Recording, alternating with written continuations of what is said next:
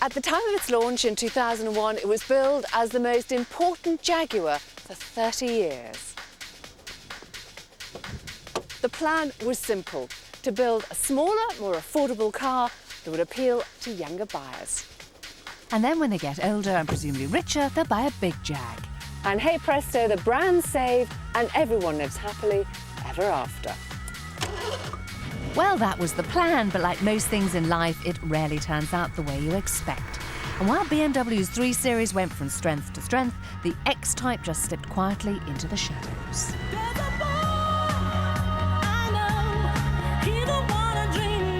Fortunately for Jaguar, all isn't lost, as a ray of sunshine is about to burst out from behind their X-shaped cloud.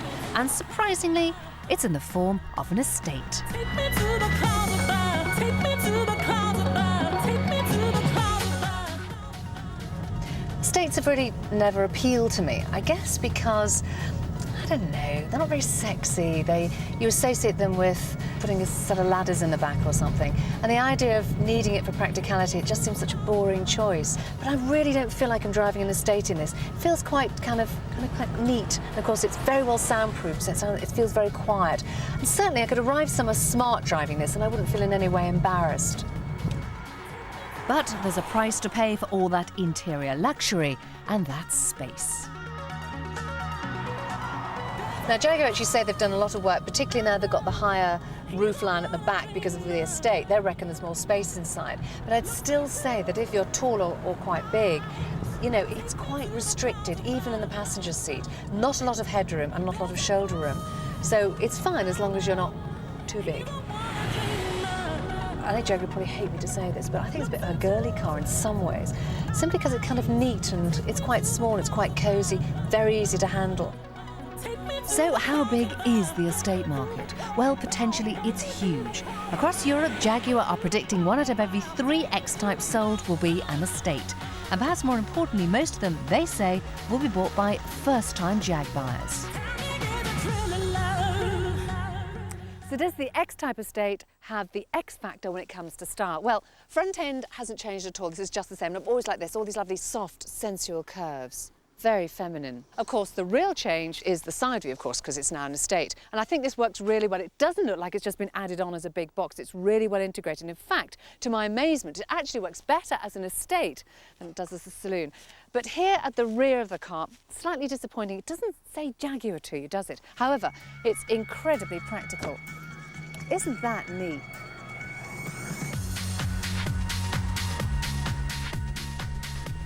All in all, I think the styling's spot on. There's just one thing I'd say. Don't, whatever you do, go for the chrome bumpers. Do yourself a favour and stick to the body-coloured strips, like the ones on this car. They're so much nicer. Well, this is the 2-litre turbo diesel, and it is really nice, and it just pulls so well. It's just absolutely brilliant. There's so much torque to it. Which in plain English means even on these challenging mountain roads, you barely have to touch that gearbox. Now, interestingly, for the diesel, they're not actually having 4-wheel drive, and in general, I don't think it's any problem at all. On motorways, on roads like this, it's absolutely fab. But where I really missed that 4-wheel drive kind of security, for want of a better term, cornering, that sort of thing, was when we were on really narrow roads with the camber, which kind of pushing you in the wrong direction, that sort of thing. And I think I'd have felt more sure-footed if it had the 4-wheel drive. But in general, I mean, it just handles great, it really does. Now, the headline price of the diesel estate is about $21,000, and that sounds good value for money, doesn't it? But, you know, the truth of the matter is you never end up spending $21,000. By the time you've added maybe the auto CD change, you want your heated seats, or maybe you even want to upgrade to the sport version, which we're test driving. Before you know it, you're in the £24,000 to £25,000 category, and that really is no longer a cheap car. But to be fair to Jaguar, you could say exactly the same thing about the BMW and the Audi. So has Coventry's finest finally got it right? In a couple of years' time, are we going to look back at the diesel estate and say that was the car that made all the difference? That was the car that spawned a whole new generation of Jag buyers. Well, it drives well and it looks great. So, yeah, it probably is the right car at the right time.